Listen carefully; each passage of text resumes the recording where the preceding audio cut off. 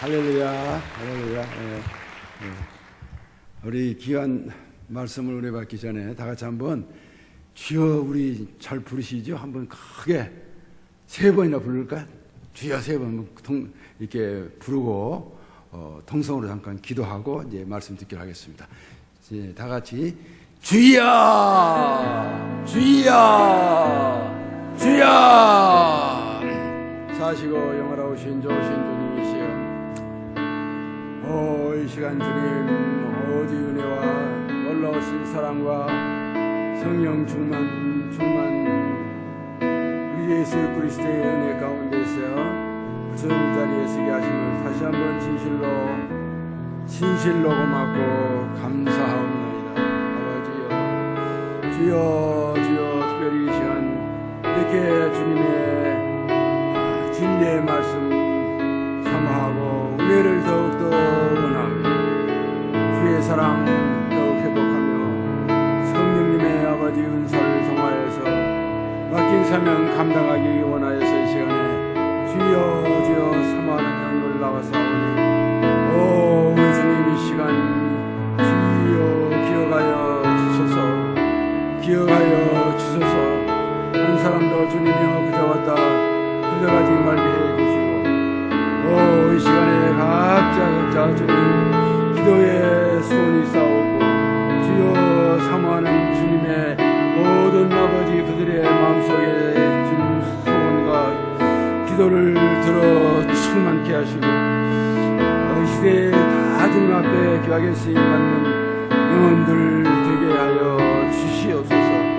조종하는 주님 공로없고 힘없고 능없고 자격 없사오나 주님께서 지금까지 인도해 주셨사오니 시간에 도구로만 쓰임받기 원하니 온전히 머리부터 발끝까지 영원 육을 함께 해주시고 입술에 주님이 함께 해주시고 성령으로 역사해 주셔서 아버지께서 온전히 쓰시고 모든 영광은 주님 홀로 거두어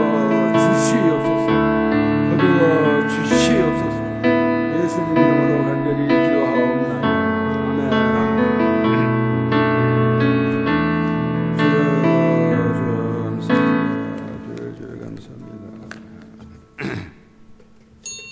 사시고 영화로우신 하나님, 이와 같이 우리를 만세전에 성별하시고 주의 종으로 주의 백성으로 택해 주심을 인하여서 진실로 먼저 고맙고 감사하옵나이다.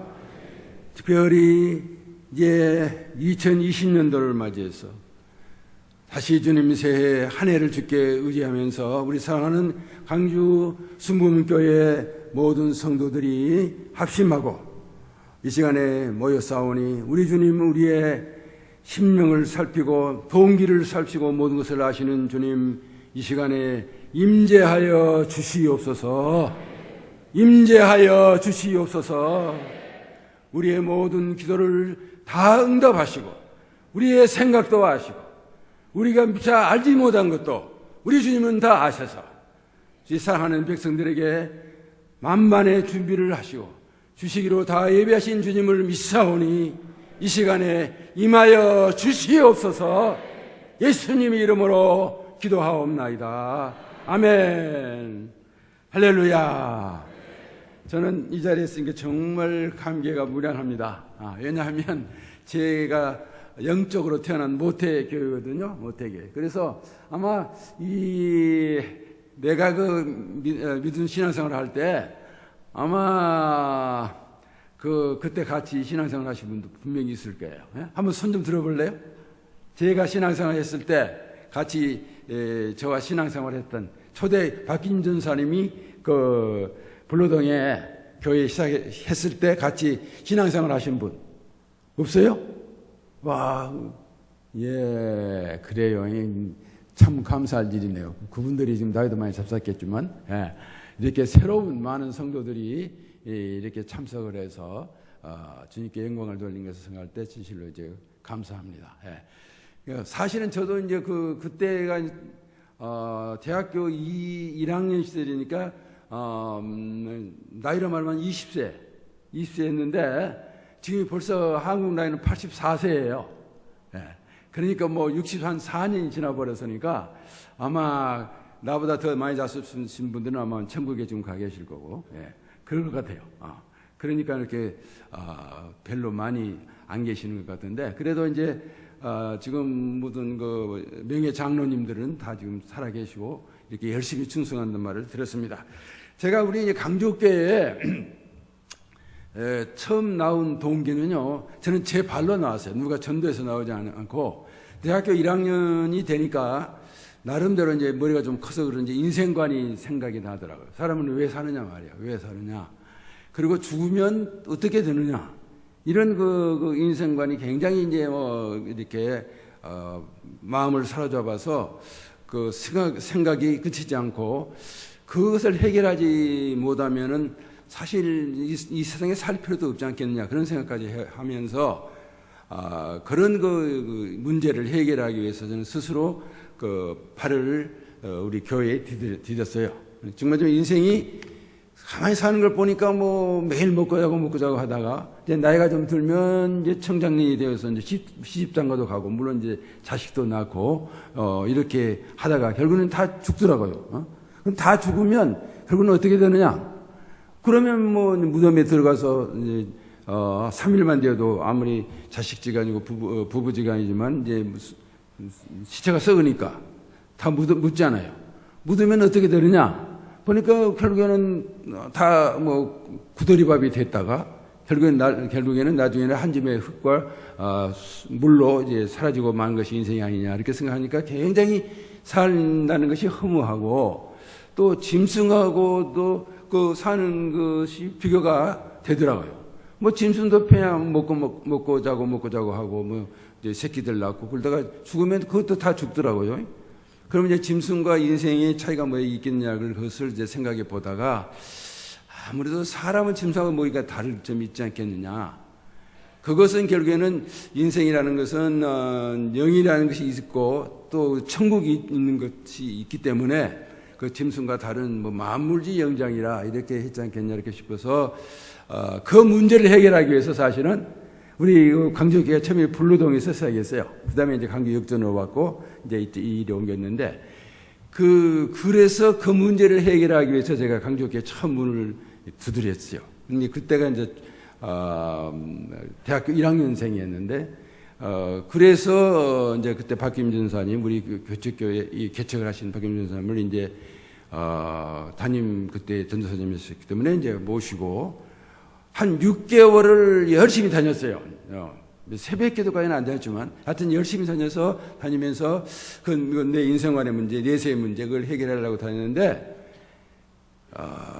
그 젊은 나이에 정말 열심히 다녔어요. 그래서 이제 그래도 그때부터 뭐 은혜 같은 것은 몰라도 열심히 꼭 헌금 꼭 했어요. 헌금을 하고 한 6개월 다녔는데도 전혀 믿음이 안 들어와요. 성경 말씀이 하나도 믿어지지도 않고 또 이걸 재밌는 만화로 구려서 곳곳으로 나눠줘도 누가 볼 것 같지도 않고, 예. 그리고 또 찬송을 하는 데는 아주 정말 부끄러워서 입도 빵긋도 못하고 말이죠. 이렇게 하고 또 기도를 하려고 그러니까요. 알지도 못하는 하나님이 살아계셨는지 죽은지도 모르겠고 그런 하나님께 기도가 안 나오더라고요. 기도가 나올 리가 없어요. 안 나와요. 그래서 이제 한 6개월 있다가 그만두려고 그랬어요. 그만두고 또 그 당시에 하여튼 그 헌금도 내는 게 굉장히 아깝더라고. 그 젊은 나이에 그 헌금이면 극장 한 프로는 볼 수 있거든요. 근데 그것도 이제 헌금 냈던 것도 아깝고 그래서 이제 교회를 그만두려고 그랬다고요. 그런데 왜 이제 내가 지금까지 그 주님을 찾고 믿고 내세를 알려고 했는데 왜 그걸 몰랐을까? 왜 그것을 생각하고 했는데 그 많은 6개월 동안에 설교를 들었는데 그 모든 설교는 하나도 생각이 안 나요. 생각이 안 나고 단지 딱 하나 생각나는데 너희가 믿을 때 성령을 받았느냐? 그 말씀만 딱 생각나더라고요. 그래서 가만히 생각해 보니까 그때 6개월 동안 다녔긴 열심히 다녔는데 성령을 안 받았어. 그때까지도. 그래서 내가 지금 하나님도 모르고 천국 있는가도 모르겠고 말씀이 전혀 안 믿어지는 것은 찬성도 뻥끗도 못하고 기도도 한마디도 못하는 것은 이 성령을 안 받았기 때문에 그런 이유를 깨달았죠. 그래서 내가 여튼 일주일 동안 기도를 하고 그때는 모르는 하나님이죠. unknown God. 그 모르는 하나님에게 정말 우리 박김준 전사님이 전도하신 것처럼 성령이 있는 것을 이렇게 깨닫게 해달라 해요. 분명히 있고 그 성령을 주시면 내가 다시 교회를 다니겠고 그걸 안 하면 그만두겠다 이거예요. 왜냐면 하나님이 살아계신 하나님인가도 모르겠고 성령도 하나도 안 믿어주고 내세가 천국에 있는지 없는지도 모르겠고 그래서 그만 믿으려고 그랬죠. 그런데 하나님께서는 살아계신 하나님이시더라고요. 그런데 마치 그때 우리 교회 수은천 경찰서장님의 마님께서 귀신을 들렸어요, 귀신이. 그래가지고 우리 교회가 이제 신유의 은사도 있고 귀신 쫓겨난다는 말 듣고 우리 교회에 데리고 왔어요. 귀신을 쫓겨해달라고. 그래서 그때 이제 저녁 집회가 시작됐더라고요, 그때부터. 그래서 그때 저녁부터 내가 이제 그 교회를 참석해가지고, 첫날부터 그 당시에는 박기임 전사님 바로 또 밑에 전도사님이 계셨는데 내한테 폴떡폴떡 앞에 탁 뛰어오시든지 오면서 내 과거의 죄를 막 다 이야기하시는 거예요. 내 앞에서. 그러니까 이제는 정말 그때 벌써 정신이 바짝 나면서 이 하나님이 살아계셨으니까 내 과거의 죄를 알지, 내 과거를 알지 어떻게 알겠냐 이거죠. 그래서 이제 자연히 죄를 지적해 줬으니까 막 회개하고 눈물 콧물 내면서 회개하고 이제 회개했죠. 그래갖고 그 저녁 집회가 이제 끝났는데 그 다음날 새벽에 이제 새벽 기도는 처음 나간 거예요. 처음 나갔는데 박기임 전사님이 이게 앞에 앉아 계셨고 나는 저 뒤에 만큼이 앉아 있었는데 또 그 전사님이 환상을 보시는 것 같아요. 내 과거를 영화를 보시시 다 보이신 것 같아요. 그러면서 내 과거를 다 이야기를 하시는 거예요. 그러니까 진짜 이제 이거 하나님 분명히 살아계신다는 것이 마음이 믿어지면서 막 눈물 콧물 회개를 이제 하기 시작했죠. 그때가 이제 1957년이에요. 57년 12월 지금 지나갔습니다만은 17일 금요일 날 새벽 5시예요. 난 그것도 안 잊어먹어요. 내 두 번 태어난 중생 했던 그 날은 잊어먹을 수가 없더라고요. 그때 이제 그렇게 막 전도사님이 죄를 지적해 주시고 이제 해 주시니까 그때는 회개가 나오는데 다른 회개가 아니고 이제는 예수님이 살아계실 때 내가 그때 나도 살아 있었다면은 예수님을 십자가에 못 박혀 죽이는 그 죄인, 모든 사람의 시기와 질투로 그 예수님을 십자가에 못 박혀 죽인 그 장본인이 나라는 생각이 들더라고 바로. 그러면서 이제 정말 예수님께 이제 근본적인 내가 하나님께 예수님께 죄인이라는 것을 막 나도 모르고 회개하고 눈물로 이제 막 고백하고 이렇게 해서 하니까 갑자기 막 수천 볼트의 전기가 온 것처럼 내 몸에 머리부터 발에부터 막 전기가 오는 것처럼 막 진동이 오면서 나도 모르게 뒤로 쓰러져 버렸죠. 쓰러져 버렸는데 이제 박기임 전사님 와서 기도해주고 가시더라고. 근데 나중에 이제 한참 정신을 차리고 보니까 새벽 5시에 시작해가지고 한 6시가 넘었을 거예요. 넘었는데 다 이제 새벽 기도 끝나고 다 가시고 나만 혼자 누워 있더라고. 그래서 이제 깨가지고 이제 그때 불로동인데 교회는 내 집은 호남동이었어요. 지금도 강주극장 옛날 극장 쪽에 있는 호남동까지 가는데 내가 꼭 이렇게 땅에 발을 딛지 않고 이렇게 떠서 가는 것 같더라고. 날라서 가는 것 같더라고, 집으로.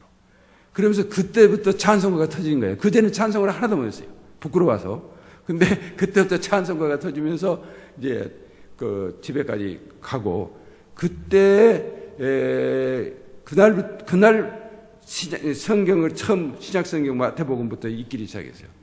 근데 마태복음 1장 1절부터 요한 1, 3서까지만 딱 요한계시록 전까지만 딱 읽히게 한 날에 해주는데 그때서 성경이 전부 믿어지는 거예요. 전부 믿어요.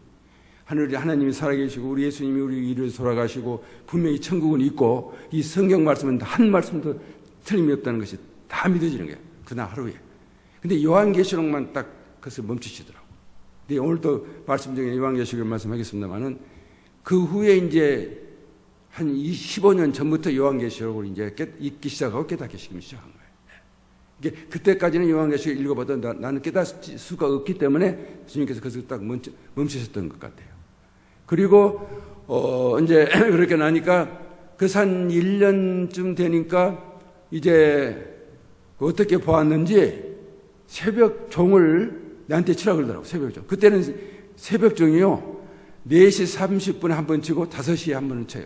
그 당시에는 모든 교회가 다 종을 쳤는데 우리 불로동의 우리 수봉교회는요 트램펫으로 지금은 385인데 그것을 338장에 네 주를 가까이 하려 하면 그건데 트램펫으로 막 솔로 트램펫으로 그걸 4절까지 다 부른 거예요.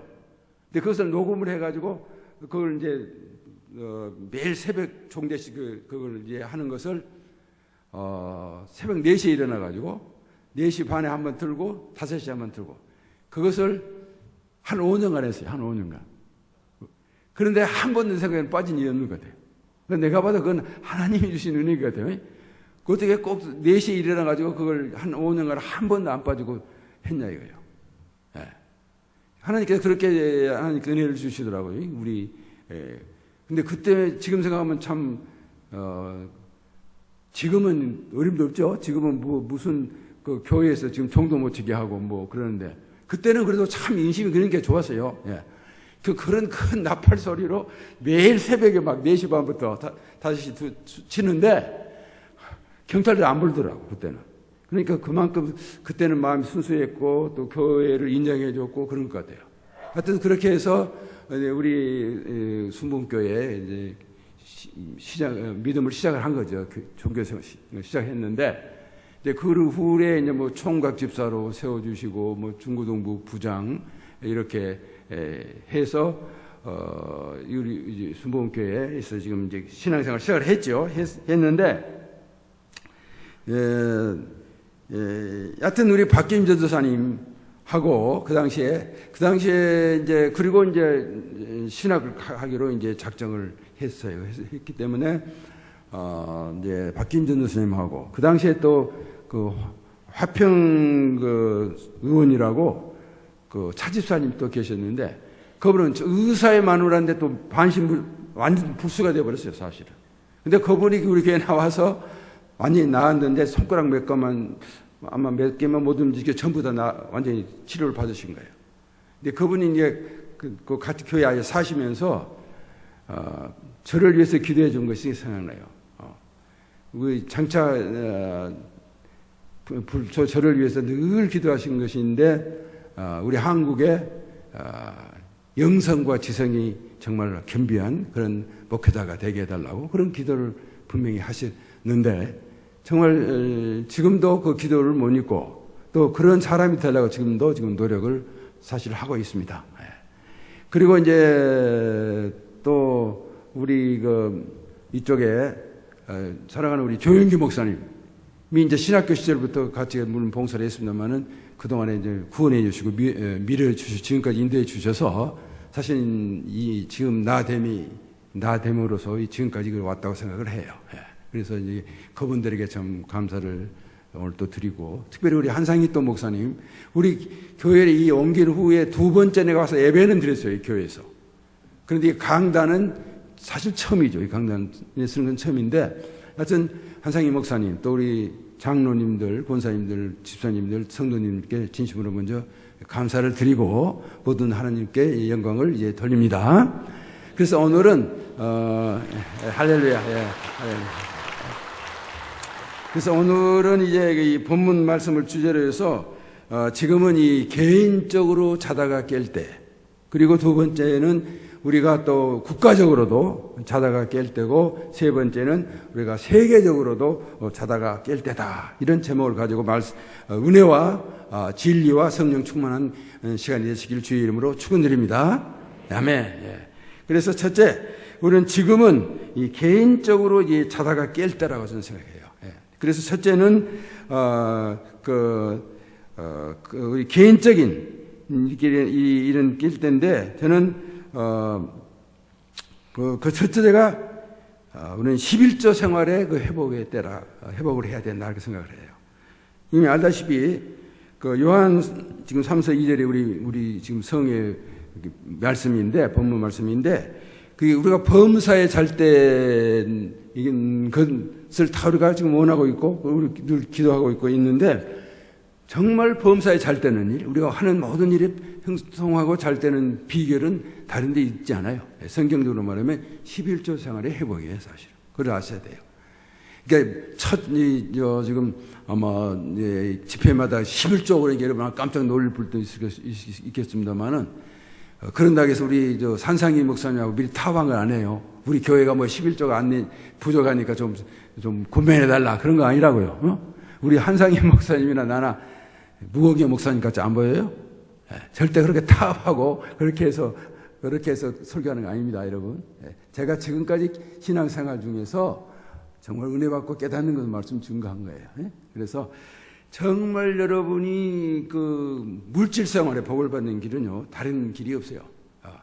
말씀이 그렇게 우리에게 주장하고 있잖아요.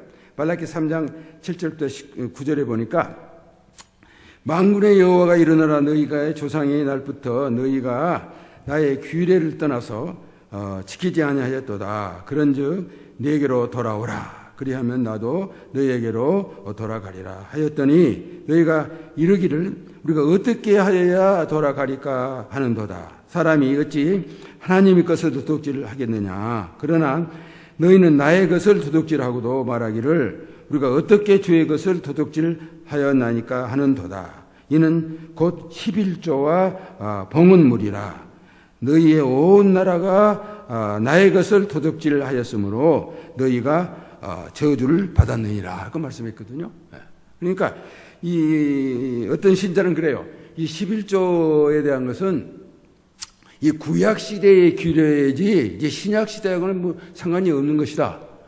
이렇게 어떤 목사님까지도 그렇게 주장하는 사람도 있어요. 그래서 목사님은 11조 안 내도 된다는 사람들까지 있는데 그것은 잘못된 거예요. 왜냐하면 신약 시대에 예수님 자신이 이 11조에 대해서 분명히 말씀을 하고 있다고. 예수님 자신이.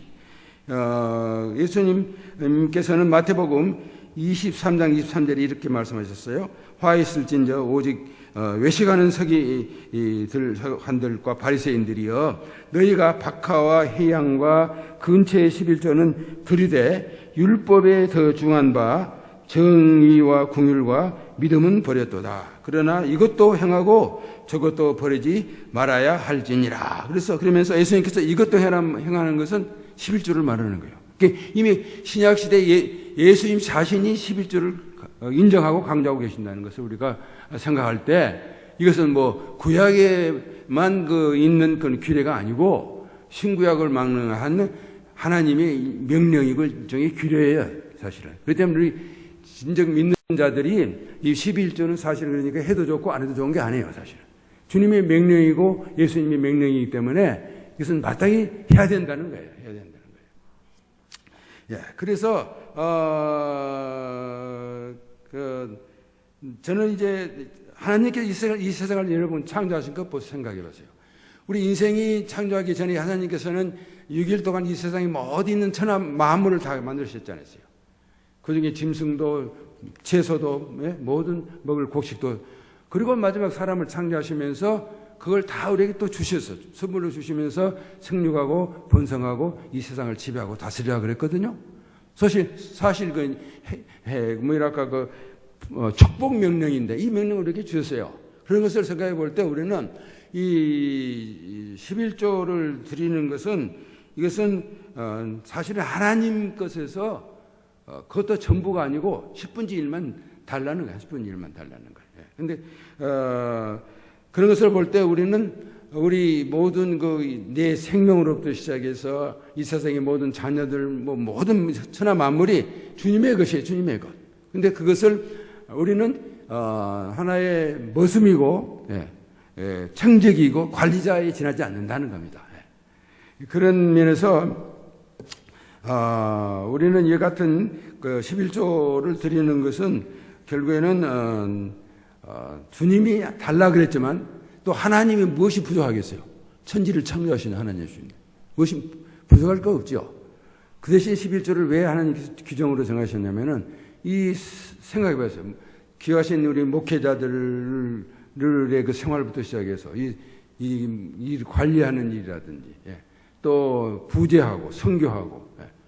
또 이런 모든 일은 결국엔 뭐 어떻게 해야 되겠어요? 물질이 있어야 되지 않겠냐고. 그래서 우리나라에 여러분 대한민국의 국민이면 국민으로서 어째요?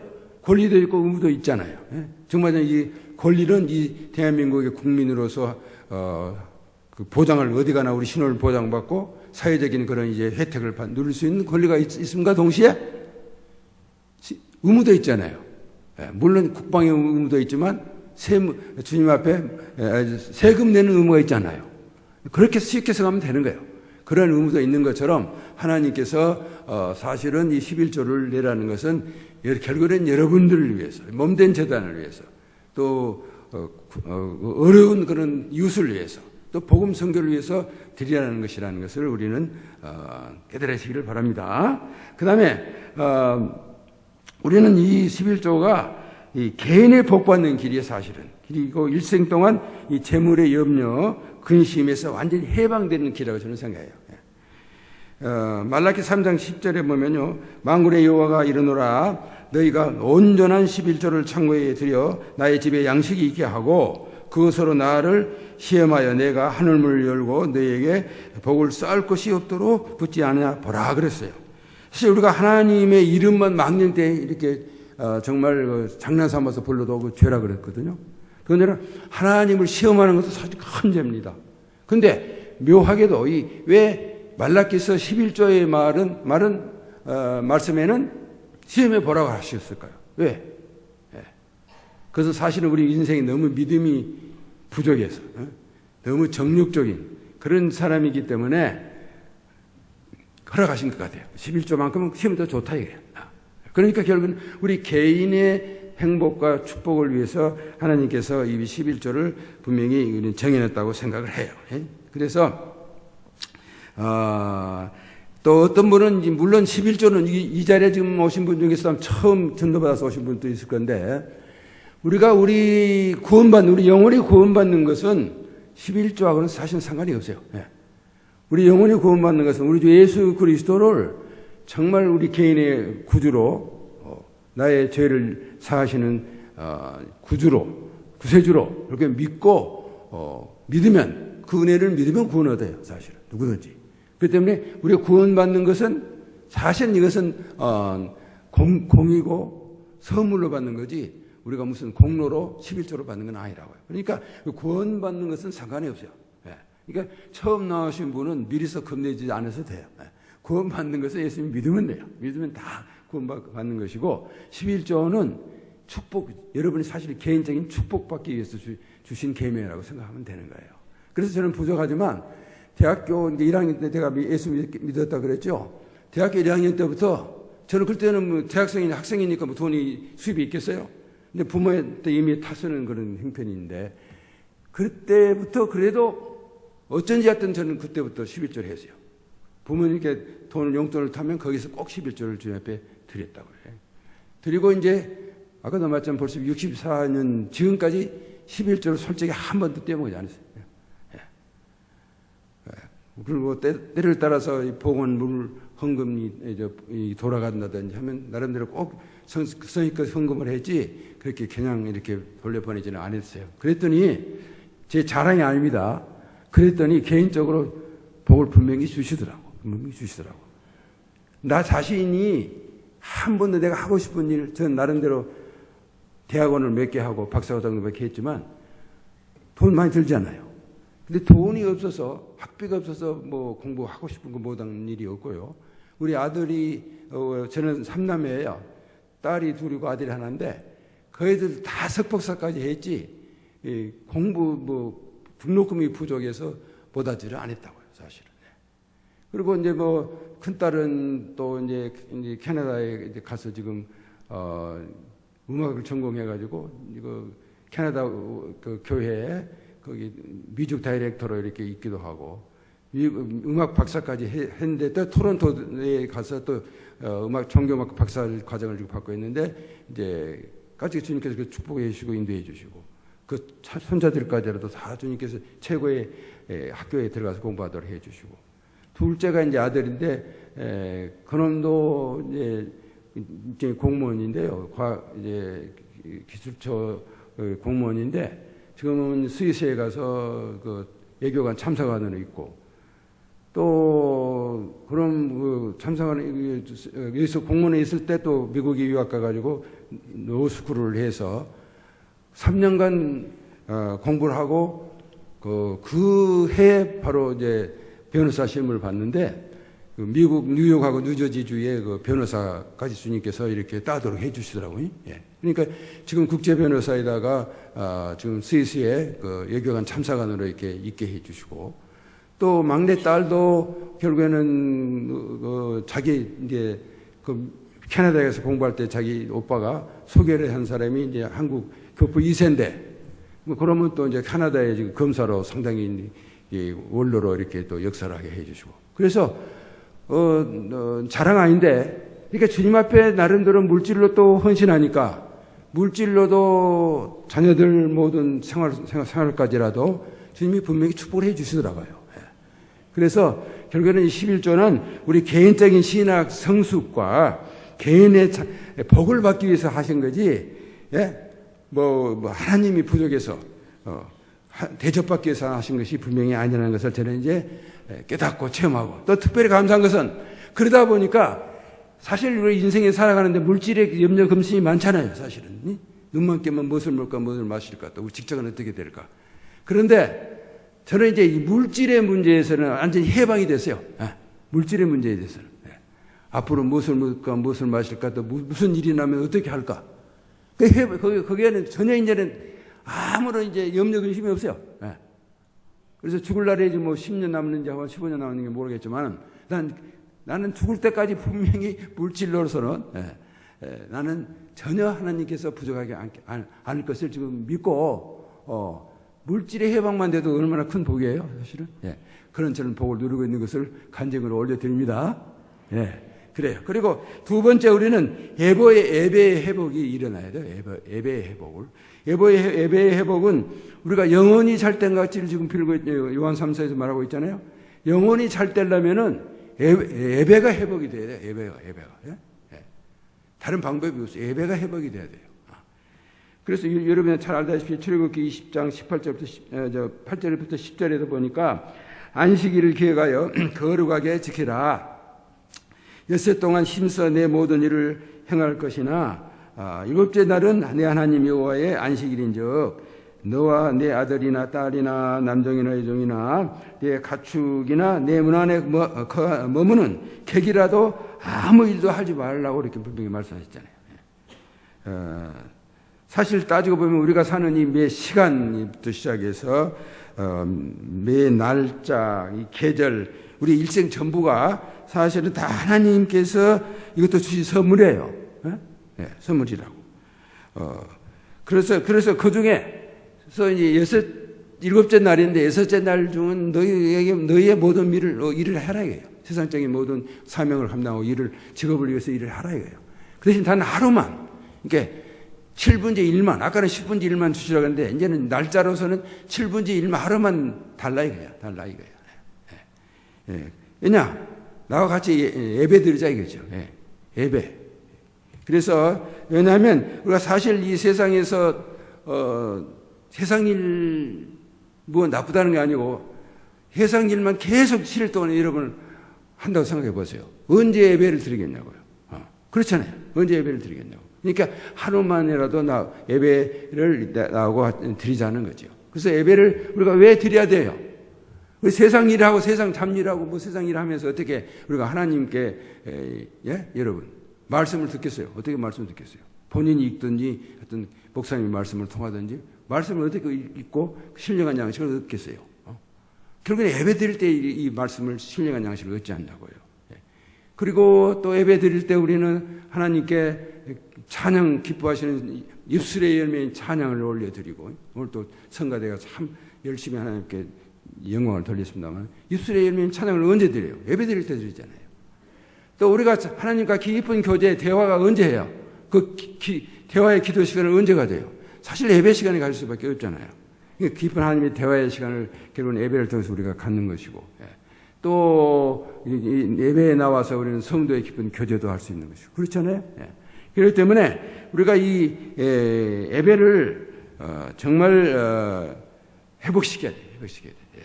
사실은 안타까운 게 이런 좋은 예배 시간, 지금 얼마나 기도하고 물질 드리고 이렇게 좋은 이런 이제 예배 시간을 지금 마련했는데, 참 안타까워요. 이쯤까지 다 꽉 차야 됐네. 여러분은 뭐 말할 것도 없겠지만, 여하튼 예배 시간이 여하튼 여러 가지 영육간의 모든 복을 다 받지 않냐고요.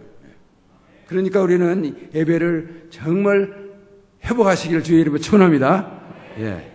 그래요. 그래서 저도 사실은 또 이제 예배 시간 안식일을 갖는 것은 또 한 가지 또 중요한 점이 있는데, 우리가 안식을 취하는 겁니다. 안식을 취하는 거예요. 그렇잖아요. 7일 동안 내내 여러분 계속 일만 해보세요.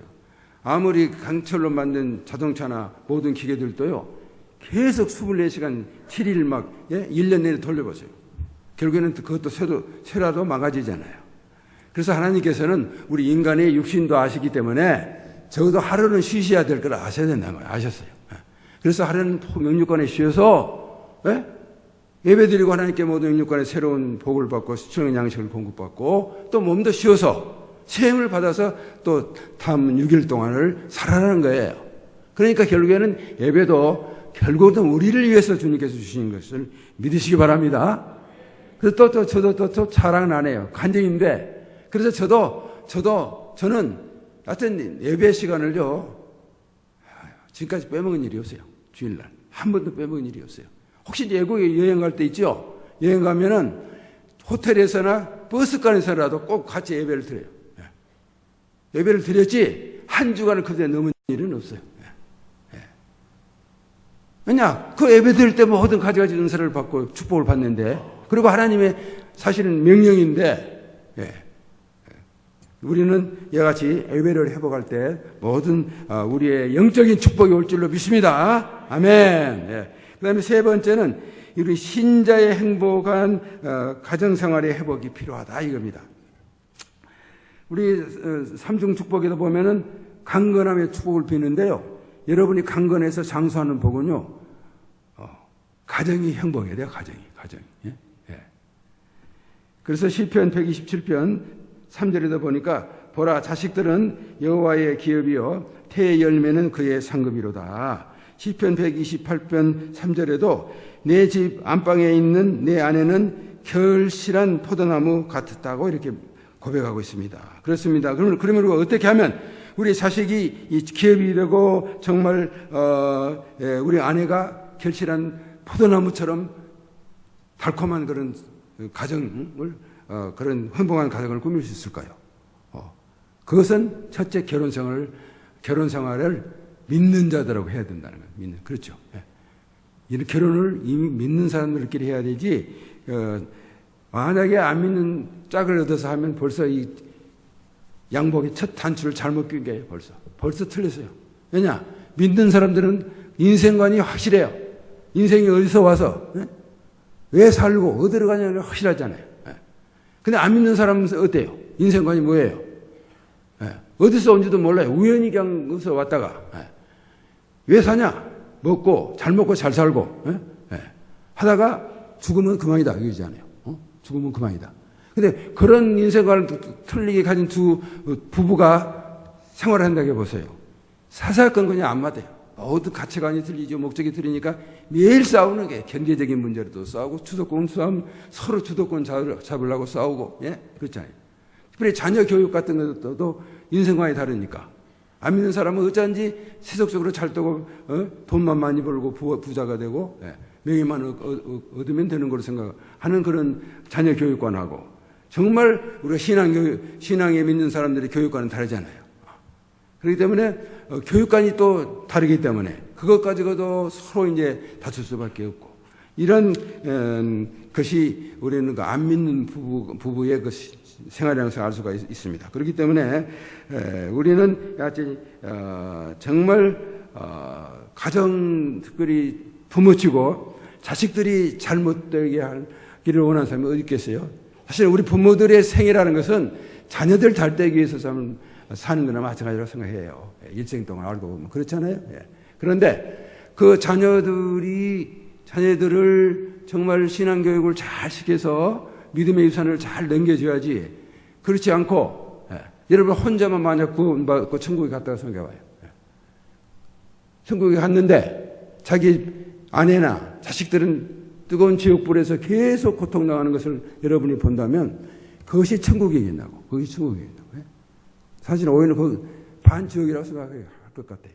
그래서 우리는 이와 같이 우리 가족이 일단 구원받아야 되겠다. 즉 말하면 이미 이제 결혼을 해서 아직도 짝 믿으면 주님 앞에 기도하세요. 기도하면 사도행전 15장 31절 말씀처럼 주 예수를 믿으라. 그리하면 너와 내 집의 구원을 분명히 얻으리라 했거든요.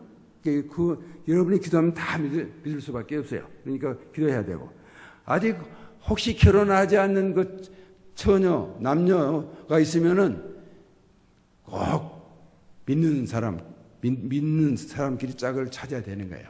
그 이유는 아까 방금도 말씀했지만, 그래야 우리가 가정이 행복하고, 강건하고, 잘 돼서 우리가 정말 건강한 교회, 또 장사하는 그런 교회가 될 거라고 좀 믿는데요. 제 또 간증을 하나 드리겠는데, 제가 이제 80이 넘었다 그랬지 않았어요? 근데 근래에 한 가지 깨달은 것이 있어요. 근래에 한 가지 깨달은 거. 뭐냐면, 막 이제 잠에서 깨어나자마자 먼저 하나님께 감사 기도하는 거죠. 오늘 또 새날 새 생명, 새 건강 주신 것 하나님께 감사 기도. 그리고 이제 성경 말씀 읽고, 또 묵상하고, 이제 그렇게 한두 시간, 적어도 한 2시간 전은 이제 지나고, 그 다음에는 이제 우리 부부끼리 인사하는 시간을 가져요. 그래서, 나이는 80이 넘었지만 딱 포옹을 하고, 젊은이들은 또 허그라 그러죠. 딱 하면서, 당신을 정말 사랑해요. 그리고 나와 결혼해 주셔서 고마워요. 이렇게 이제, 인사를 해요. 그러면 그 하루가 굉장히 기쁘고 즐거워요. 그리고 그러면 결코 여러분 식은 밥 안 먹어요. 그게 얼마나 좋아요. 그래서 여러분이 나는 근래에서 깨달았는데 지금이라도 한번 해보세요. 해보면 정말 가족이 평안하고 강건하고 행복해질 줄로 믿습니다. 그래요. 이제 크게 두 번째로 이제 넘어가면 우리가 국가가 잘 되도록 기도를 해야 돼요. 그렇잖아요. 국가가 자다 깰 때가 지금 됐다고. 국가가. 그래요. 그래서 로마서 13장 1절부터 2절에 보면 이런 말씀이 나오죠.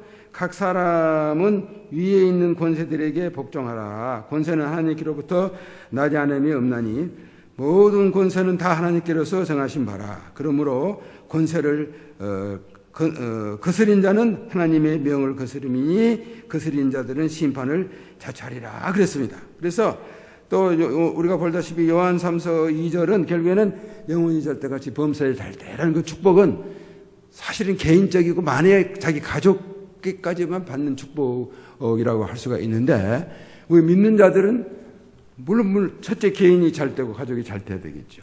그러나 국가와 민족을 위해서도 우리는 기도해야 되고 복을 받도록 여러분이 힘써야 될 줄로 믿습니다. 여러분 알다시피 그 이스라엘 백성들이 결국에는 너무 우상숭배 세속에 빠져 있다가 바벨론에 멸망당하고 말했지 않습니까? 그랬을 때 그들은 다 전 세계에 아주 그 디아스포라라고 흩어져 사는 그런 방랑자가 되어 버렸습니다.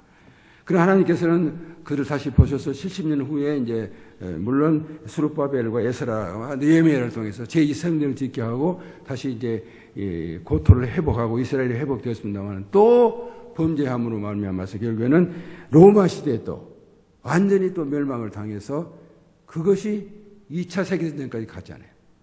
그동안에 얼마나 이 유대 민족들이 핍박을 당하고 살상을 당하고 독일 사람들에게 고통을 당하는 그런 민족이 되었던 것을 우리가 알 수가 있어요.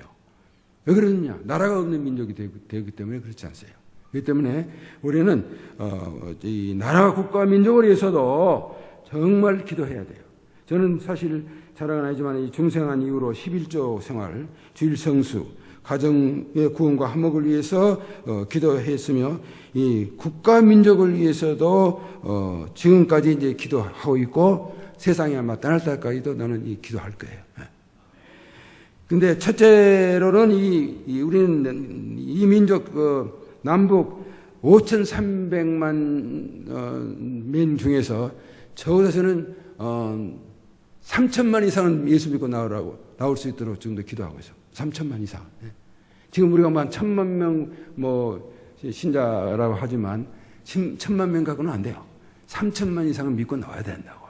왜냐하면 모든 나라가 그 정치, 경제, 문화, 교육, 예술 등 모든 분야에서 그 나라를 변화시킬 수 있는 영향력을 가지려면은요, 3분의 2 이상은 그래도 믿는 자들이 있어야 되거든요, 사실은. 있어야 된다고 해요.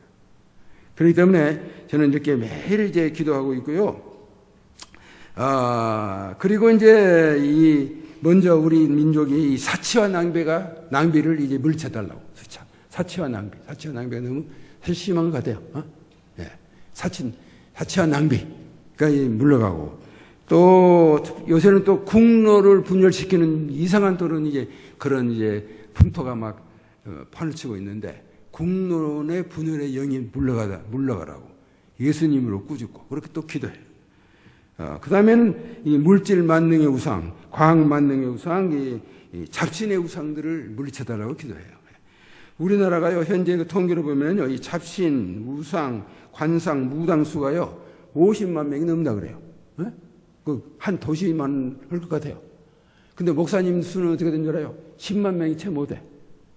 이게 잡신, 우상 하는 그런 사람들이 오히려 5배나 더 된다는 그런 결론이 되는데, 이런 것들이 있어서는 안 되겠죠. 그래서 우리는 나는 그것들을 물리쳐달라고 이렇게 기도하고 있어요. 그리고 현재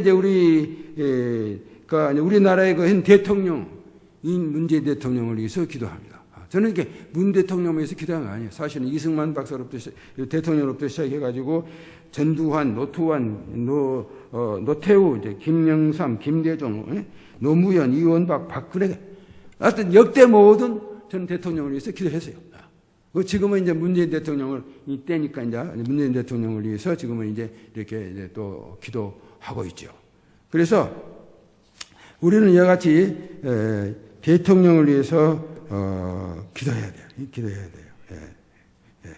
그리고 저는 이제 우리 모든 국가의 민족의 7대 영역이 있다고. 7대 영역이 결국은 하나가 되어서 국가 민족을 이룬다고 생각하는데, 첫째가 이제 정치적인 그런 정치적인 그런 영역인데, 정말 우리 대한민국의 입법, 사법, 이런 행정, 이런 삼부 요인들에게 주님께서 의와 공의를 하수처럼 흘러내려 주시도록 그렇게 기도하고 있고, 또 두 번째 분야라고 하면 이제 경제적인 분야인데, 모든 사업가들에게는 정제관념을 주시도록.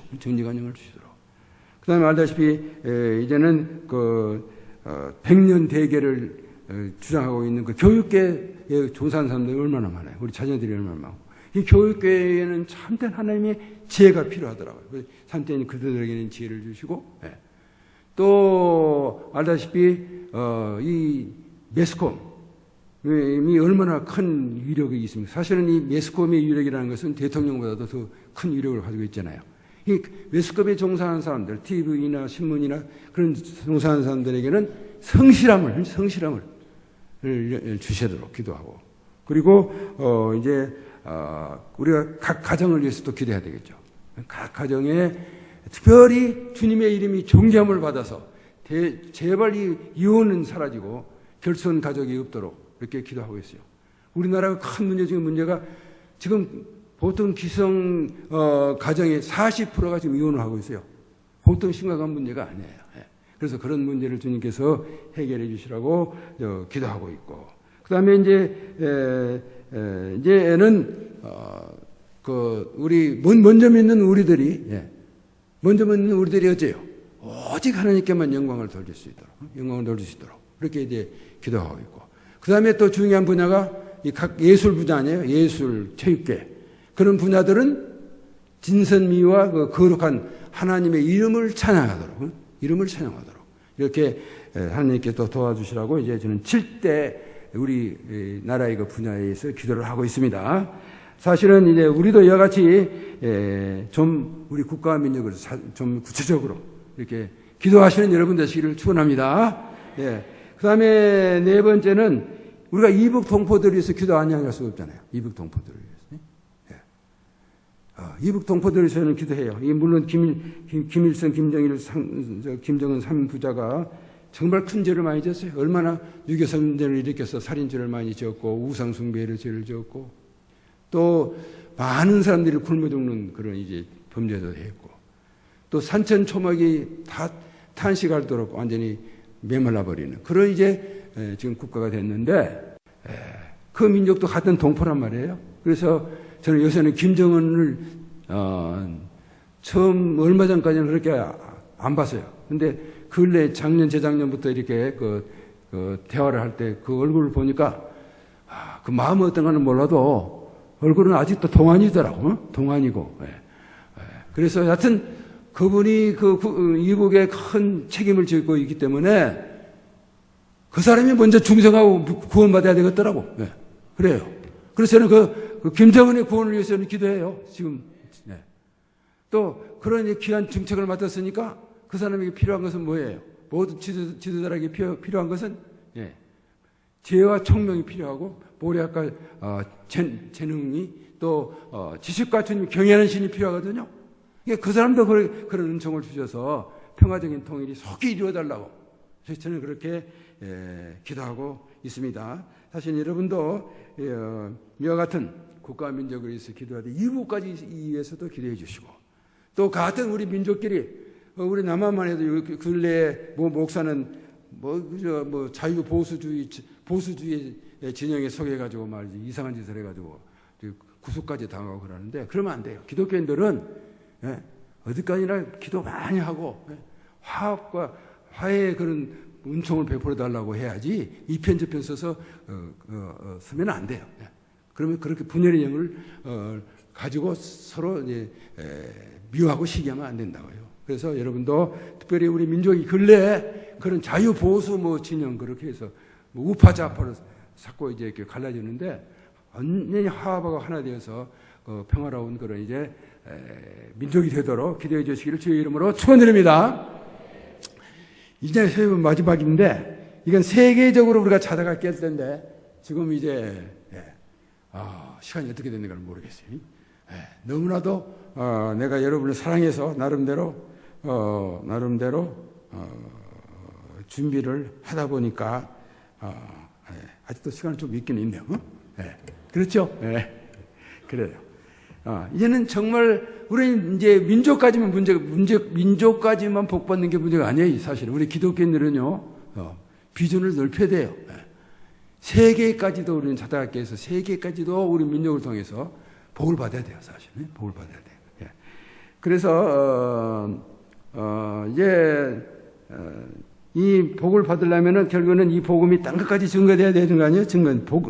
복 받는 것은 이 복음을 증거하는 건데, 여러분 알다시피 마태복음 28장 18절부터 20절이, 이제 이 복음이 세계 열방까지 복음이 증거되어서, 이제 모든 족속을 제자로 삼고, 세례를 줘서 주님의 자녀로 삼고, 그리고, 예수님이 가르치신 그 말씀을 통해서 잘 가르치고 양육하라. 이런 말씀을 우리가 증거를 해야 되는 거죠.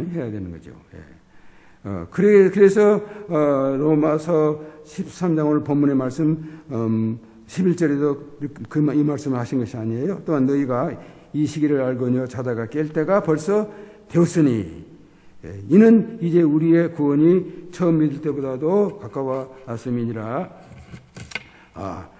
그러므로 우리가 어둠의 일을 벗고 빛의 갑옷을 입자. 낮에와 같이 단정히 행하고 방탕하거나 술 취하지 말며 음란하거나 호색하지 말며 다투거나 시기하지 말고 오직 주 예수 그리스도를 옷 입고 정욕을 위하여 육신의 일을 도모하지 말라 그랬거든요.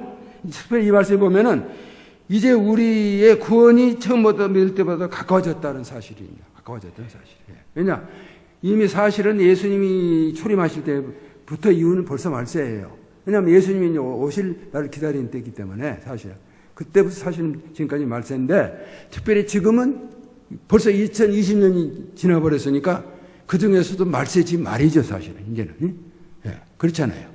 그렇기 때문에 우리는 이제 이렇게 좀 이제 사실 시간적으로 늦어지니까 어떤 사람들은 예수님의 이제 그 무슨 재림이니 부활은 이제 없다 아예 이런 이단 사선들이 많이 지금 나오고 있잖아요. 역사적으로 볼 때, 교회사적으로 볼 때 그렇고 그런 사람들이 많이 나오고 또 어떤 사람들은 이제 그리스도 예수님께서 마태복음 24장의 36절에 보니까 그러나 그날과 그때는 아무도 모르나니 하늘의 천사들도 아들도 모르고 오직 아버지만 아시느니라는 이 말씀을 가지고 예수님의 재림이 지금까지 오지 아니하니까 아예 영원히 안 올 걸로 생각하는 사람도 있어요. 그러나 예수님이 내가 그 날짜를 모른다 그래서 예수님이 안 오신다는 건 아니잖아요. 안 오신 건 절대 아니라고요. 그런데 그것을 이제 빙자해서 그냥 자기는 개인적으로도 영원히 또 죽지도 않을 걸로 생각하는데 우리 예수님이 오시기 전에 개인적인 종말에도 다 있어요. 우리 다 죽잖아요. 그동안 예수님은 분명히 이제 이렇게 오시는데 그 날짜와 그 시간은 안 가르쳐 줬다 이거예요. 비밀로 했다 이거죠. 왜 그럴 것 같아요? 여러분 깊이 한번 생각해 보셨어요? 왜 그랬을 것 같아요? 우리 인간은 호기심이 많고 또 이기심이 많아가지고 결국 분명히 예수님이 어떤 사람에게 특별히 몇 년, 몇 월, 며칠, 몇 시에 오신다 그런 것을 우리가 알았다고 생각해 보세요. 계시를 해줬다고 생각해 보세요. 그러면 누가 학생들은 솔직히 공부하기 싫어요. 지긋지긋해 공부하기 싫은 사람이 그 시간과 날짜를 딱 아는 예수님이 오시는 날짜를 누가 공부하겠냐고요. 그 외에도 정치인이니 경제인이니 교육자니 특별히 교통에 종사하는 사람들이 그 직장에 나가기 싫다고 말해서 다 예수님 오실 날을 기다리고 있으면 어떻게 되는 거예요? 사실은 이 세상의 종말이 예수님이 오시기 전에 스스로 오고야 말 거예요. 오고야 말다고. 그렇지 않겠어요? 그러니까 상식적으로 봐도 그렇기 때문에 하나님은 지식의 근본이고 지혜의 근본인데 그 날짜를 알려주면 안 되겠죠. 그런다고 해서 여러분 또 분명히 아셔야 될 것은 예수님이 안 오신다는 것도 아니고 예수님이 오실 분명히 징조까지는 알려주셨다는 거예요. 징조까지는. 그런데 그 징조가 이제는 로마서에 말씀하신 것처럼 아주 가까웠다는 겁니다. 가까웠다는 거. 그래서 저는 그 분명히 예수님이 마태복음 24장, 누가복음 13장, 마가복음 13장, 누가복음 21장에 보면 분명히 말씀이 징조에 대해서 말씀하고 있어요. 자세히 말씀하고 있다고요. 더 자세히 말씀하는 것이 그 수제자, 사랑하는 제자 사도 요한에게 말씀하셨죠. 그 말씀의 기록이 요한계시록이잖아요. 요한계시록에 보면 분명히 예수님의 재림에 대해서 그 징조와 때에 대해서 순서에 대해서까지 정확히 말씀하고 있다고요. 예수님 재림 직전에 7년 대환란이 있는데 그 7년 대환란년에 일어날 그 사건부터 시작해가지고 그 후에 이제 휴거가 있고 예수님의 재림이 있고 천년 왕국이 세워지고 백보자 심판이 있고 모든 성도들의 이제 부활이 있고 새하늘과 새 땅이 있겠다는 이와 같은 순서를 분명히 말씀하고 있어요. 근데 이 순서 하나만 알아도 여러분 이단이 지금 난무하는데 그건 넘어가지 않을 건데 이 순서 간단히 순서 하나도 모르고 너무 요한계시록에 무관심하기 때문에 이단이 지금 판을 치고 있어요 사실은. 그러니까 여러분이 앞으로 우리 목회자들이나 성도들은요 이 요한계시록을 좀 많이 연구하고 공부하고 가르쳐야 될 때가 된 줄 알아요. 그래서 여러분 어떤 신학자는요 이거 참 대단하죠. 예수님의 재림의 예언에 대해서 일일이 구약에 몇 번 나왔는 걸 세어봤는데 1527번을 예언하고 있어요. 구약에. 또 신약에는 318번을 예언하고 있다고요. 그래서 토탈이 해보면 벌써 1845번을 예수님이 분명히 재림하실 것을 예언하고 있다고요. 그러니까 예수님의 재림의 예언은요 초림의 예언의 배예요. 배. 예수님의 초림의 예언이 다 맞았어요? 안 맞았어요? 다 그대로 이루어져 버렸잖아요. 그런데 예수님의 재림의 예언은 그 배로 이렇게 자세히 말씀해 놓았는데 예수님 재림 안 하시겠어요? 네, 안 하시겠냐고요. 분명히 예수님 재림하시는 거예요. 아까 여러분 사도신경 외웠는데 사도신경 여러분 잘 보세요. 네? 예수님 결국에는 부활승천하시고 보좌 앉으셨다가 분명히 심판을 오신다고 했지 않았어요. 그래도 우리도 죄를 용서 안 받고 우리가 부활하고 영원히 살 것을 믿는다고 고백했지 않았어요. 그것은 다 예수님의 재림에 대한 고백이라고요. 재림에 대한 고백. 그런데 그렇기 때문에 우리는 이 분명히 지금 예수님이 오실 것은 분명한 거고. 부활을 믿으면 왜 재림을 못 믿어요? 그렇잖아요. 승천을 믿으면 왜 못 믿는다고? 분명히 예수님 재림하시는데 이렇게 구신구약의 말씀이 많이 예언해놓은 말씀을 다 어찌 여기서 그걸 다 말씀하겠어요? 그래도 한 내가 몇 가지만 그래도 간단하게 그 중요한 말씀 구절만 내가 이야기하려고 그래요. 그래서 구약에서 대표적으로 예수님의 재림이 분명한 말씀이 요엘서 2장 23절부터 28절부터 32절의 말씀이에요. 말세는 벌써 예수님 소림 이후에 붙었는데 말세에 이른 비와 늦은 비를 아주 허락하시겠다. 풍성하게 허락하시다 그랬는데 말세의 그 이른 비는 초대 사도역 시대지요. 오순절 다락방에 120명 성령 충만한 그 시대를 말하는 거예요. 그 시대에 이미 성령 충만히 임하셔서 한 300년 동안 강하게 역사하셨죠. 그런데 그 후에 400년 이후부터 한 1000년 동안 로마 카톨릭이 다스릴 때 결국에는 암흑시대가 돼서 성령에서 상당히 밑으로 내려갔던 것인데 그 성령의 늦은비 회복이 언제인 줄 알아요? 1900년도예요. 그 1900년도에도 결국에는 우리 하나님의 성에 캔사스 토베카에 있는 파함 목사님이 세운 베델 성서신학교에서 시작이 된 거예요.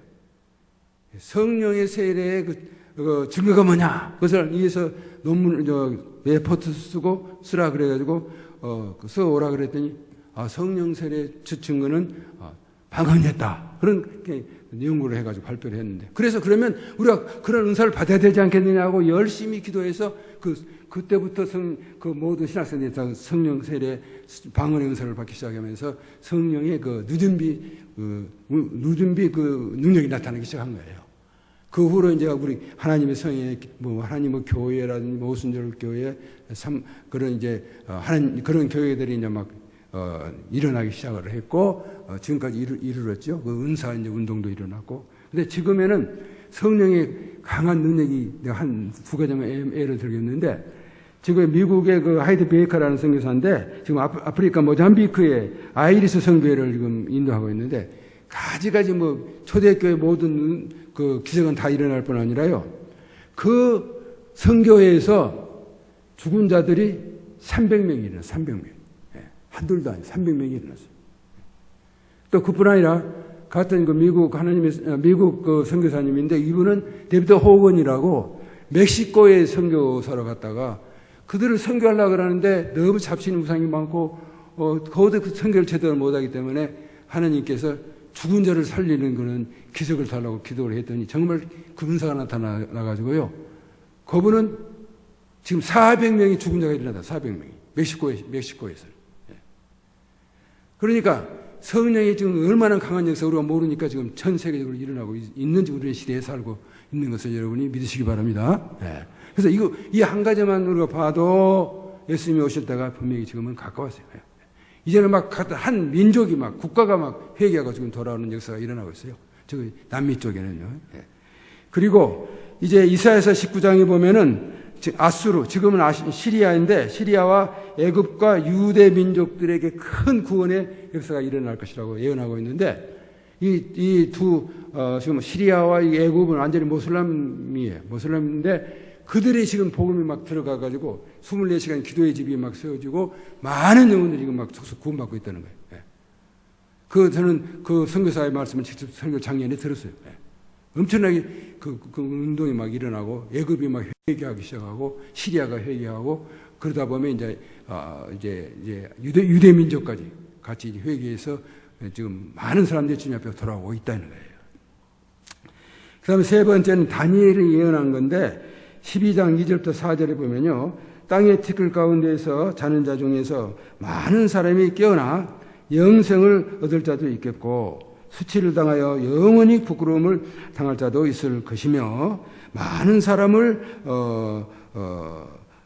옳은 대로 나오게 한 자는 영원토록 빛나리라. 다니엘아, 마지막 때까지 이 말을 간수하고 이를 봉함하라. 많은 사람이 빨리 왕래하며 지식이 더하리라. 고 예언하고 있거든요. 이게 마지막 때 분명히 부활이 있을 것을 벌써 700년 전, 한 800, 700년 전 그렇게 사람이 다니엘이 예언을 분명히 하고 있다고요. 하고 있고 그 이 마지막 말세에 특별히 그 징조 중에 두 가지를 말했는데 교통이 엄청나게 빠른 그 교통의 그 시대가 되고 지식이 엄청나게 발달하는 그 시대가 될 것이다 그랬다고요. 사실 지금 시대처럼요. 얘는 이 지구통에는요 한날 하루 생활권이 다 속에 있어요, 사실은.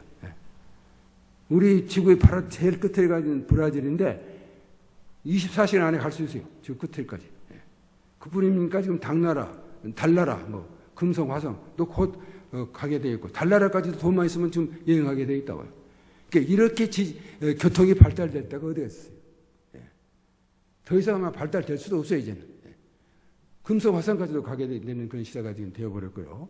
그 다음에 또 지식의 발달은 이제 지식의 발달은 여러분 스마트폰 하나면요. 그 안에 모든 지식이 다 들어있어요. 다 들어있어요. 사실은 학생들 공부할 필요가 없다고. 사실 그 안에 다 들어있다고. 그렇잖아요. 이제 이 스마트폰이 아예 컴퓨터까지 그대로 다 연결돼가지고 모든 지식이 다 들어있어요. 그리고 또, 이 생물학의 발전, 그런 과학의 발전뿐 아니라 생물학의 발전 같은 거 어때요? 이제는 동물의 줄기세포를 가지고 이미 암수가 교접에서 나온 게 아니고 한 마리의 수컷의 줄기세포로 암컷을 통해서 아주 만들어내는데 서울대공원에 가면요 복제 늑대가 있더라고. 복제 늑대. 그래서 저는 여러 번 봤습니다만 집에 가까워 보니까 이제는 근데 그것뿐 아니야. 이제는 사람이 부부생활에서 생기는 게 아니고 사람이 사람을 만들어내겠다는 거예요. 세포를 뽑아가지고. 만약 여러분 사람이 사람을 만들면 어떻게 되겠어요? 사람이 로봇도 아니고 정말 사람을 만들어내서 군대에 보내고 무슨 못된 짓을 하게 되면 어떻게 되겠냐고. 완전히 말세 아니에요, 말세 아니에요. 또 하나님이 완전히 주권을 완전히 침해한 거죠. 하나님이 만든 법대로 사람이 탄생해야 되는데 사람 자기 마음대로 사람을 만들어 내버리면 어떻게 되겠어요? 근데 그런 기술을 가지고 있다니까요. 지금 시대에. 지식이 얼마나 발달해 버렸어요. 근데 이것만 보더라도 이게 인간이 이제 이 모든 문제를 해결할 때가 아니에요, 사실은요. 그리고 예수님께서도 친히 분명히 세 가지를 분명히 말씀하셨어요. 오실 징조에 대해서. 근데 첫째는 마태복음 24장 14절인데 이 천국 복음이 모든 민족에게 증거되기 위해서 온 세상에 전파되리니 그제야 끝이 오리라 그랬거든요. 그런데 여기서 재미있는 것은 모든 국가라 그러지 않고 민족에게 복음이 증거돼야 된다는 거예요. 사실 국가는 지금 세계적으로 한 200개 국가가 있어요. 이 세계에 지금 200개. 근데 종족은 한 3,800 종족이 살고 있어요. 종족으로는 더 많지요. 중국만 같은 데도 한 60개 종족이 더 살더라고. 한 중국인데도, 나라는. 그런데 주님께서 말씀하시는 언약은 이 국가에만 복음이 증거된 것은 사실 벌써 증거됐죠. 된 것이 아니라, 이제 이 세상에 사는 모든 종족에게, 모든 종족, 소위 3,800 종족에게까지 그 나라의 말로 이 복음이 번역이 되면 이제 완전히 복음이 땅끝까지 증거된 것이 되겠다는 것이겠죠. 된다는 것이겠죠. 근데 지금까지 위글리프 성경 번역에서는 3,000여 개 종족으로 이미 번역이 되어 있어요.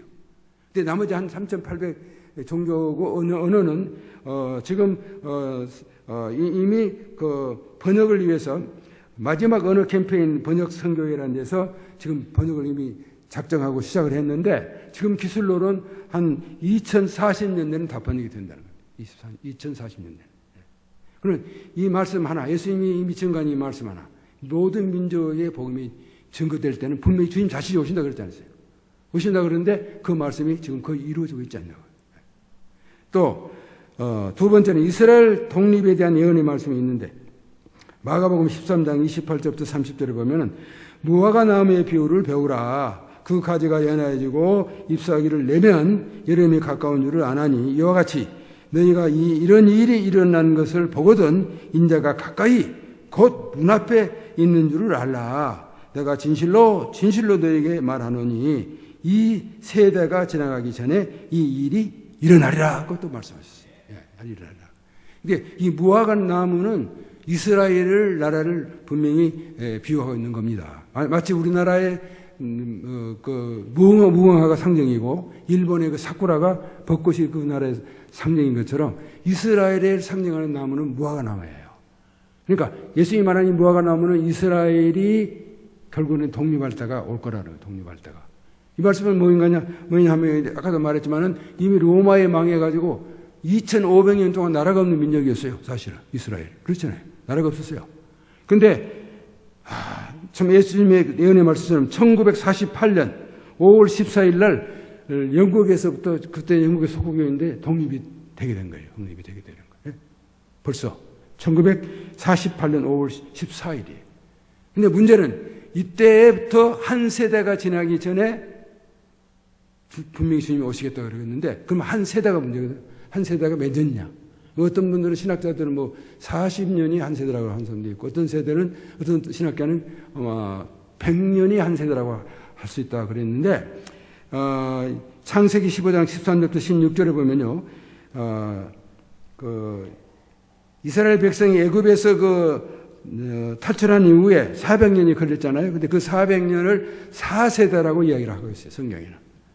그런 것을 보면 한 세대는 100년으로 분명히 잡고 있는데 그런 것을 우리가 본다면은 결국에는 예수님의 예언도 정확히 따지는 것보다는 2048년이라고. 그렇지 않아요. 독립이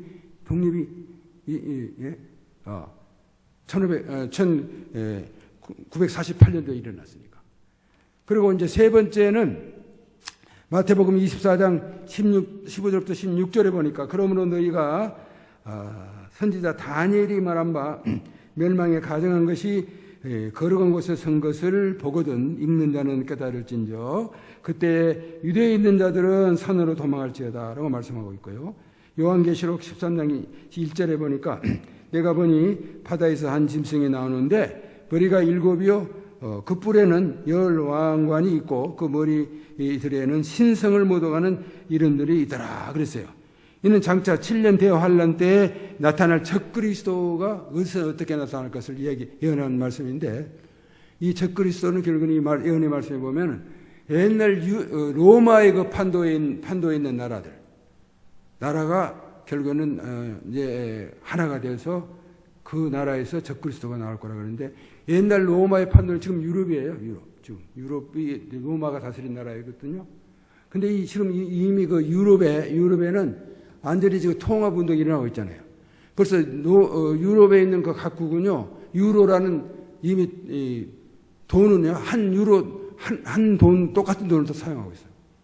이미 경제적인 지금 통합은 사실 이루어져 있어요, 유럽에는.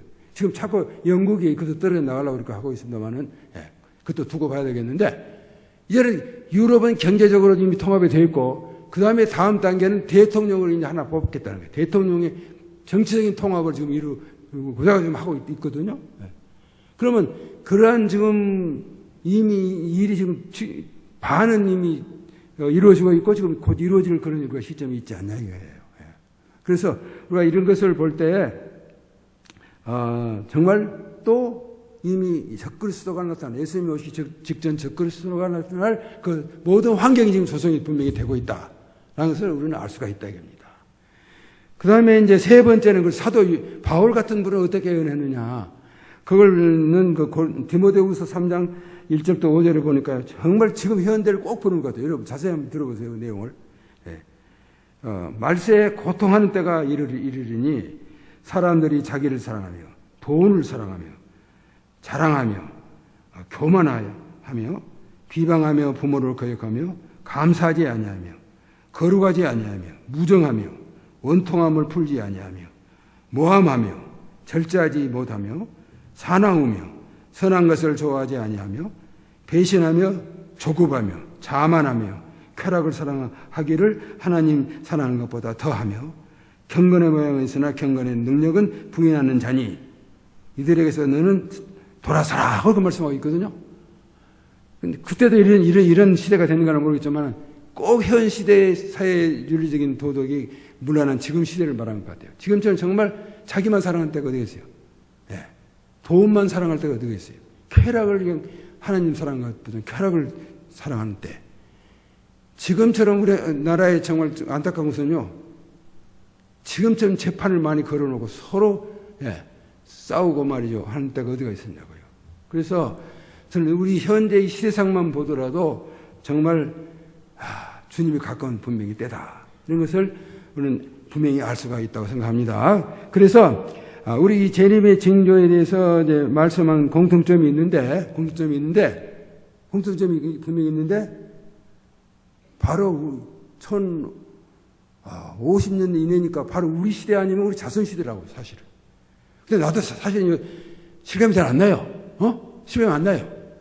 그런데 실감이 안 난데 하나님의 말씀을 보니까 어때요? 말씀을 보니까 그대로 증명이 되어 있는데, 증거가 되어 있는데 이게 실감이 안 난다고 우리가 아멘일 수 있고 준비하지 않을 수가 없잖아요. 그렇잖아요. 할렐루야. 그렇지 않아요? 나도 실감이 사실 안 나. 근데 하나님의 말씀은 분명히 말씀하고 있어요. 6가지 분명히 말씀했고 큰 것만 7가지, 마지막 7가지는요 이단이 굉장히 팔을 칠 때가 온다 그랬는데 또 지금 그런 때거든요.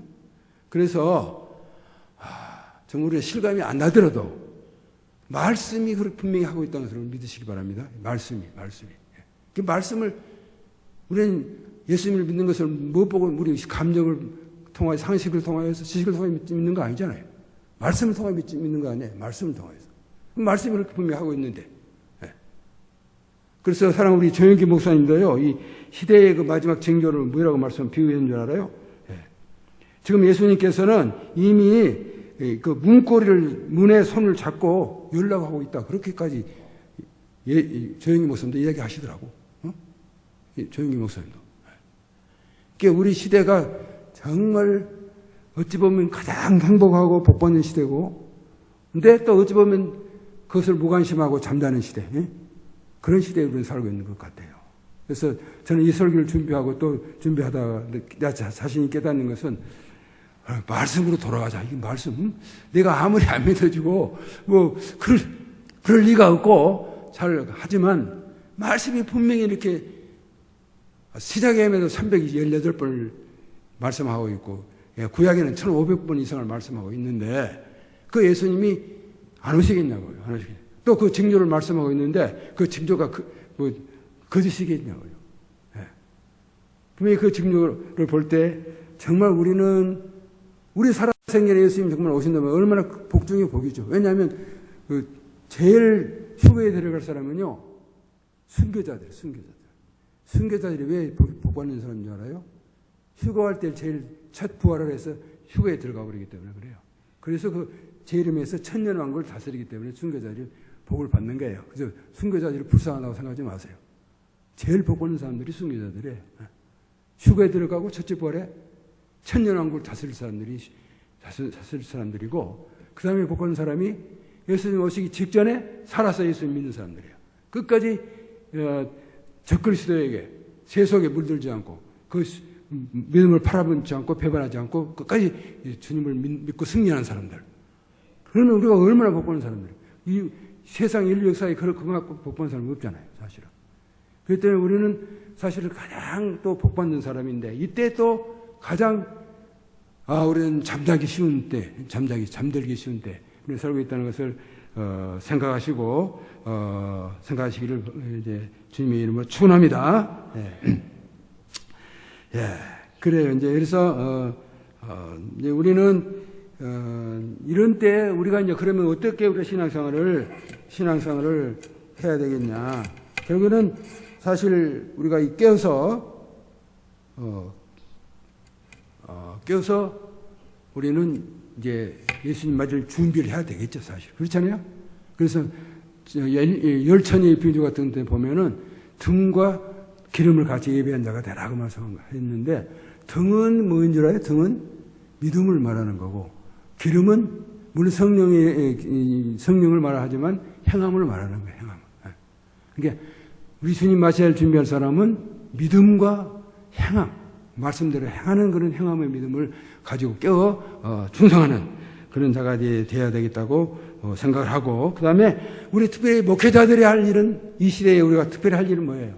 이 시대의 분별을 우리는 신구약을 통해서 말씀을 예배하고 준비하고 이제 증거하는 그와 같은 이제 우리 목회자들 되시길 주의 이름으로 축원합니다. 네.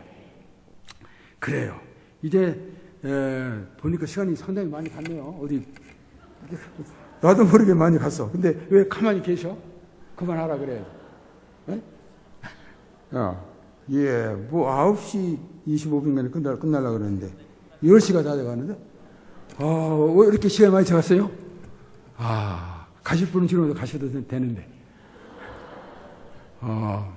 야, 나도 모르게 이렇게만 시간이 갔네요. 예. 나름대로 여러분을 사랑하고 나름대로 내 나름대로 또 이 시대가 어떤 시대인가 알아야 되겠고, 우리 기독교인의 기본적인 신앙 또 우리 국가의 민족을 위해 또 사명이 무엇인가를 알아야 되겠죠. 그래서 한번 말씀드렸고, 특별히 이 시대를 분별하자 이거예요. 우리가 사는 시대가 어떤 시대인가 알아야 되지 않겠어요? 분별해서 우리는 정말 경성하고 깨어서 살기를 이제 원하고, 이제 마지막으로 우리 이제 12강줄이 우리 신년 축복 대성인데, 오병이의 기적을 지금 이제 또 요한 3서 2절의 말씀처럼 삼중 축복을 받자는 건데, 그 복을 받는 길을 가만히 생각해 보니까요, 예수님도 그랬고, 예수님이 왜 그런 기적을 베풀었냐면요, 우리 그 불쌍한 인간들의 영혼의 불쌍함을 아시고, 또 육신의 그 필요를 아시고, 우리가 불쌍히 계셨다고, 첫째. 그럼 예수님의 그 사랑이 있었기 때문이었고, 보니까, 그리고 조그마한 것에라도 그 감사하는 그런 예수님의 감사의 마음이, 감사가 넘쳤기 때문에, 오병이의 뭐 어린아이의 정신밥밖에 되지 않잖아요. 그걸 가지고 하나님께 감사를 기도를 올렸어요. 감사를. 그 육신의 양식을 주신 것을. 그랬더니 그런 기적이 일어났거든요. 그래서 우리 강주 순복음교회도 이 오병이의 축복의 비결은 위로 하나님을 정말 사랑하고, 옆으로 모든 사람을 정말 사랑하는 우리 성도로부터 시작해서 가정으로부터 시작해서 그 사랑과 또 조그마한 것이라도 또 감사하는 마음, 정말. 이런 말이 있잖아요. 부정적인 사람은 그 컵에 물이 반밖에 안 들었는데, 이 물이 반밖에 없네, 이렇게 하는 사람과, 아직도 컵에 반이 남아있네, 이런 긍정적인 사람이 있다고 하잖아요. 어찌 모든 것이라도 감사하는 그런 사람에게는 하나님이 축복을 하시고 성공하는 그런 사람이 될 줄로 믿습니다. 그래서 우리 사랑하는 우리 강주 순복음교회도 이같이 보다 더 성숙한 하나님을 정말 사랑하고, 이웃을 서로 사랑하고, 성도를 사랑하고, 또 적은 일이라도부터 감사를 이렇게 들이셔서 신년도에 오병이의 기적이 충만한 여러분 되시기를 주님의 이름으로 축원드립니다. 아멘. 예, 그래요. 예. 먼저 이제 다 같이 한번 이제 통성으로 기도드리는데, 우리 순복음 교회를 위해서 제가 시편의 말씀을 내가 준비를 했는데, 이 말씀이 있죠. 그가 너의 모든 죄악을 사하시며 모든 병을 고치시며 내 생명을 파멸해서 성령하시고 인자와 궁일로 관을 세우시며 좋은 것으로 내 소원을 만족해 하사 내 청춘으로 독수리같이 새롭게 하시도다. 시편 105편 1절부터 2절에 보면은 여호와께서 감사하고 그 이름을 불러 아뢰며 그가 하는 일을 만민 중에 알게 할지어다. 그에게 노래하며 그를 찬양하며 그의 모든 귀한 일들을 말할 것이지어다. 이와 같은 축복이 여러분에게 함께 하시길 주님의 이름으로 축원드립니다. 아멘.